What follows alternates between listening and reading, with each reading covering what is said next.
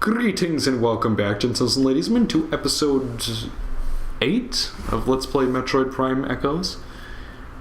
I am ExoParadigmGamer, of course, and kicking things off with part 8 is a boss encounter with these things, the Amorbis. Spoiler alert.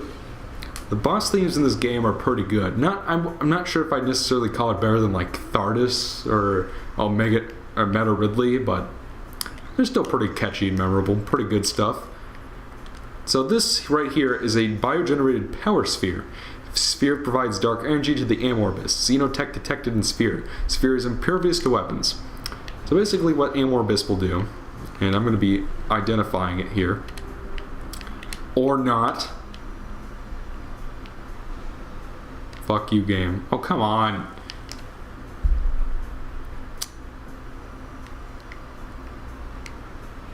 There it is. Alright. The enormous Amorbis can move through solid rock and earth with ease and can sense the location of surface level prey deep within the ground. They will attempt to ram any target they can find in their domain. They are vulnerable to all forms of weapons fire, but are incredibly strong and resistant to pain. So, what you want to do with this boss is, it'll jump in and out of the sand, and as you progress through the fight, you'll be fighting more of these at once. Shoot missiles or charge shots at it to damage its... You know what? I've never tried using the darker light beams. Let me give it a shot. Oh my goodness, that is so much faster. I'm glad I did that. Yeah, so don't use the power beam. Use your light beam. Dark beam might be just as powerful. So now this is actually not the same boss. It has its own separate scan entry. This is the Dark Amorbis. The Amorbis can attach themselves to a dark sphere, drawing potent energy from within. They can fire dark energy at light crystals, nullifying safe zones for a short time. They can also channel this energy into a powerful beam attacks. Bioscans indicate a weak spot inside the creature's mouth. Concentrate your fire at this area to damage an Amorbis. Actually, multiple Amorbi, if that's what you want to call them. And imagine that this is just as effective on the face as it is on the body. That'll knock it down. Then when it sucks at you, you jump in and lay a bomb. Sort of like Flagra, kind of. And that, like, you need a morph ball bomb to damage the boss, but I don't know. With this boss, you actually like go inside. So it's actually more like the Queen Metroid fight in Other M, in most regards. But as you progress through the fight, you will be fighting more than one Amorbis at once, and they will both be attacking you at once. So you gotta sort of multitask and pay attention. Use the radar. The radar is your friend in this boss. It'll show you where the Amorbis are coming from and help you better prepare for them. Once you knock off all the armor for one of the Amorbis, then that will disappear until you get the other one. And now that I know that I can use the light and dark beams, presumably, to damage the boss faster, this boss goes by so much more quicker. I feel like all the people who don't like the beams in this game haven't actually tried using them. Because when you do, and you notice all the sorts of shortcuts you can take with them, you know, it really does almost feel more useful than in Prime 1, because in Prime 1 it was just like, the moment you got the wave beam, there really was no incentive to use the power beam ever again. Whereas in this game, the power beam remains pretty useful as like a sort of an auxiliary attack for the whole game. And the light and dark beams are more useful in certain situations. They really flesh them out as mechanics, and I really enjoy them. I don't even really think the fact that they have ammo is that bad, because people have never complained about missiles having ammo. It's just like... It's, you know, since the first game it's had ammo, so it's not like weapons in the Metroid series have to be free of ammo and stuff. It's easy to find ammo, it's easy to upgrade ammo capacity so that you can carry more, and it happens at a regular rate. I don't think the ammo system is the beam ammo system in this game is that bad. I feel like the weapon's utility outweigh any sort of disadvantage the having ammo causes. Looks like we got an Amorbis popping out of the ground there, but I can't seem to lock onto it for some reason. I mean, like I said, this boss is pretty simple. not even really that much harder in the GameCube version, honestly. Because, like, the lock-on does most of the work for you.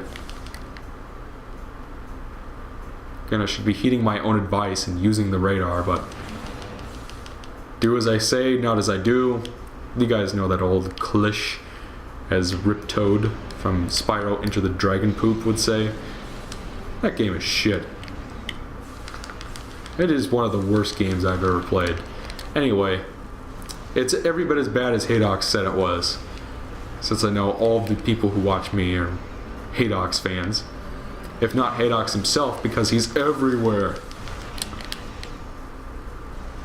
Yeah, look, I really wish I knew the dark beam was so effective.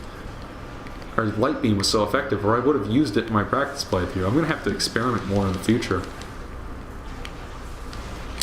Because, like, mentally I just sort of default to using the power beam, because that's just sort of what you're used to. Regardless, we have defeated Amorbis. And we are rewarded with probably one of the most indispensable powers in the game. And we'll be seeing that in just a moment. Like, what is that thing? Did the Amorbis make it? Is it just using its power? What is it? Regardless, it explodes and reveals a suit upgrade. Yes, ladies and gentlemen, suit upgrades are back in this game, as always. This is the dark suit. So just like with the beams, there is a dark and light motif with the suits upgrades in this game. This one is... I mean, like, usually with suit upgrades, the suits... It's always like one protects you from extreme temperatures and the other one allows you to move freely in water. Like, there's always the Vari suit and the gravity suit, in essence. Prime 2 Echoes takes some risks, does some new things with suit upgrades. The suit upgrades in this game actually grant you varying degrees of protection against the damaging effects of Dark Aether, Dark Aether's atmosphere. As you can see about how fast my energy is replenishing. And it decreases at the same rate now that I have the dark suit. So that makes exploring Dark Aether so much simpler and so much less kind of ball cringy, you know what I mean? Let's see. Because, like, it basically means you can hang out around Dark Aether longer and take more time to solve puzzles. Obviously, you don't just want to be standing around and waiting for it to kill you, but I mean, like, if I understand people not liking Dark Aether in terms of, like, the atmosphere aspect of the whole thing in this first part of the game, but once you get the dark suit, it becomes pretty manageable, I feel. And as you might imagine, the final suit upgrade that you get in this game is even more useful, so I can't really complain here. I feel like, I mean, like, the first time I played this game, I feel like what gets under a lot of people's skin about Metroid Prime 2 Echoes is that the game is very different from many other games in the series, and particularly from Prime 1. Well, that was something that bugged me, the first time I played it. As I've replayed the games over and over again, basically discovered that Prime 1 is pretty much a 3D Super Metroid, which is fine, but makes it feel a little redundant in hindsight.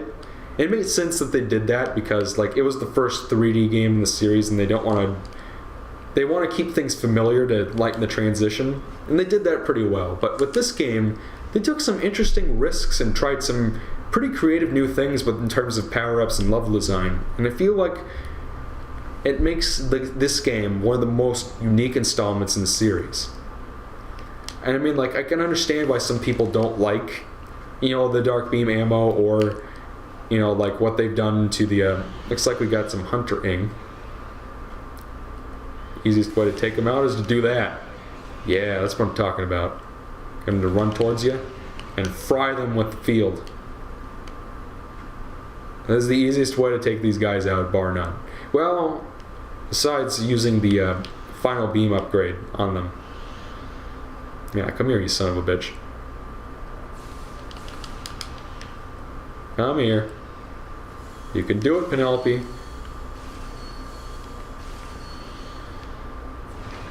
Gotcha. Alright, now that we've done that, so, in case if it's not obvious, once you get the energy from the Dark Temple, you have to bring it back to the Light Temple. So basically what you gotta do is you gotta backtrack to the nearest portal, re-enter the Light Aether, and then from there just go back to the Light Temple. Anywhere else I can go while I'm here? Yes, I should go that way first, because it's going to be a while before we come back to Aegon and really explore it. Like, towards endgame, believe it or not. Well, we will be coming back here for maybe one or two things, but not for a while. I mean, like I said, in terms of the way the game is structured, Prime 2 Echoes is very different, in that it's not like you go through a bunch, you'll backtrack between areas constantly. More or less what happens is, you'll go to one area, you'll wrap up your business in there for the most part before moving on to the next one. There will be a couple of occasions where you will have to backtrack from the main area that you're working on to go back to a previous one to get some sort of power up, but compared to Prime 1, which did that all the fucking time, this game is so much better when it comes to backtracking. And I've heard people argue that out of the 3 games, it's the worst. I feel like they are really grasping at straws for that one, just sort of making up bullshit. This game has the best backtracking in the entire Metroid series, bar none. There's relatively little of it, and whenever it happens, usually you have enough new upgrades to the point where, like, if you're going back to a previous area, because you have new abilities that you didn't have before, you can get a ton of optional pickups and stuff that you couldn't get before. So whenever you backtrack, it really makes it feel worthwhile, and really makes it feel like you're getting stronger. I like Metroid Prime 2 Echoes a lot. I understand why people don't like it, as I've said multiple times, but I enjoy this game quite a bit, and I really do appreciate some of the ways that it improved upon what Prime 1 did. Prime 1 is definitely the more accessible game, but I feel like this game, if you bother to appreciate the things it did right, you'll find that in some aspects that it equals Prime 1 in many regards. Yes, the portal is that way. I want to go that way. Now, there are power-ups we pass in both the light and dark worlds. We cannot get them right now. For the most part, I've recovered all the pickups that I can get at the time being. Later on, I'll be sure to check in on that, but for the moment, we're good. So let's head back to the... Oh yeah. Hello there. Again, using the beacons to your advantage. It is an ing killer. Do not underestimate its power. Be sure to use them when you can. So let's jump into the prattle.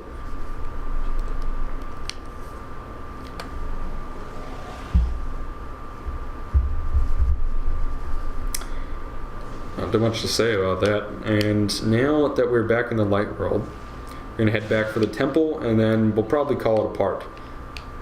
So I see no reason to cut now. With all the progress we're making. Where's the fastest way? That way. I want to go this way.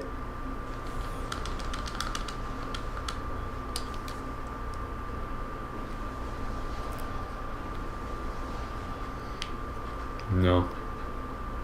And like I was saying earlier, I really do appreciate that, this room is obviously used to disguise load times, because this room is huge compared to the one we were just in. But, it really didn't feel like it. I mean, there are orb cannons, it's just oh, do I really have to do this? But for the most part, it's automated, so you can just sort of sit back and relax while it's happening, and something interesting is happening on screen as that occurs. Whereas in Prime 1, it's just oh, you gotta jump up the platforms and Magmore Caverns again. Oy. I'm gonna head in through this door. Yes. Almost done, folks. We're almost done with Aegon Wastes. Well, in terms of the temple, anyway. We still got plenty of pickups to come back for later down the line. Goodness gracious, I need a little more coffee. And of course the war wasps have to be in here. The thing that's annoying about this room is that it looks like you can jump over these walls, but there's like an invisible wall surrounding the top of it. So you like have to walk in through and around and really wish it wasn't like that. But it is, and I can deal with it. Okay. Unfurled from the bill form. Walk through this door. And we're going to give back the energy. Love this track. Again, this game has a very underrated soundtrack. I will concede that, you know, the theme that plays for most of the Aegon Wastes isn't very memorable. I will concede that, but pretty much any other track in this game is pretty good. Like the Space Pirate theme is good, the boss themes are good, this theme is good, the themes for the Great Temple Grounds and the other two areas that we're going to be going to later are good. I love the final boss theme in this game. This game has a great soundtrack. I really don't feel like it gets enough credit. People just, when they're thinking about how forgettable it is and whatnot, I feel like they're only thinking about tracks like Aegon Wastes, and they're forgetting about everything else. This game is so underrated. God damn it. And it's so much fun too. I really wish that I wasn't the only one defending it. I really wish there were more voices in the community. But if Metroid Prime Federation Force has proven anything, it's that Metroid fans have a very particular way about how they want their games to be. And in the case of Federation Force, I don't blame them. But there are people who do not like Zero Mission because they feel the controls aren't floaty enough compared to Super Metroid. There are people who do not like Fusion because Adam gives you objectives and stuff, and the level design is more linear. It's just like, really, guys? I mean, like, obviously your preference is your preference, and you have a right to it. But it's just like at some point, you know, at some point it's just like you nitpicking. And, you know, being unopen to different ideas and different ways of doing things. And I feel like Metroid, for the most part, has always known what to keep the same and what to try to change around and experiment with. Except, of course, for other M. I mean, the thing I hate the most about that game is the concentration. Is the fact that you can't just pick up that you can't just pick up pickups to restore your health and ammo systems. You have to stop in place and use the stupid concentration move to refill your health and ammo. That was dumb. Whoever thought of that deserves the opposite of a promotion. But at any rate, we are done with we have returned the energy to the Phazon. Blah, blah, blah. That's not what I want to say. We've returned the energy to the Light Temple, and now that we've done that, we can pretty much head on to the next area, and we're actually going to be making a pit stop at the Great Temple before we do so, but boy, I'm really bum rushing things here. There's one more thing I want to do before we cut things off, and let's get the last piece of lore here. Come on, Penelope. There you go. Again, this is a game that very much, I mean, like, if you give some of the more controversial aspects of it a fair chance and really judge it on its own merits, I think you'll find that a lot of people haven't been fair to this game. You know, it's really fun. I like it a lot. I'm glad that I can share it with you guys right now. Alright, the last piece of lore is over here. Yes. We passed this earlier, but we couldn't scan it because we didn't have the translator module. Saving Aether. Aether's planetary energy supply reached a critical stage. If left unchecked, the energy would expire, bringing an end to our world. Our greatest minds devised a way to preserve and regulate the remaining planetary energy, the energy controllers. And we saw in like one of the other parts that doing so brought them prosperity and whatnot. It's also what allows the Ing to sort of try to erase them. Right. So that pretty much wraps up what I wanted to do in this session, so I say once we reach this elevator here, we can pretty much call it apart, and we'll... I do want to save. I think I can do that off screen. And then maybe backtrack this area, maybe not, but... Yes, thank you guys for joining me so far. I mean, like... I know that it had something of a slow start, but give this game a chance. And in the next part, we will probably be exploring the Great Temple Grounds here a little more, and very likely heading to a new area. So, till then, I will see you guys next time. I'm ExoParadigmGamer. Ciao.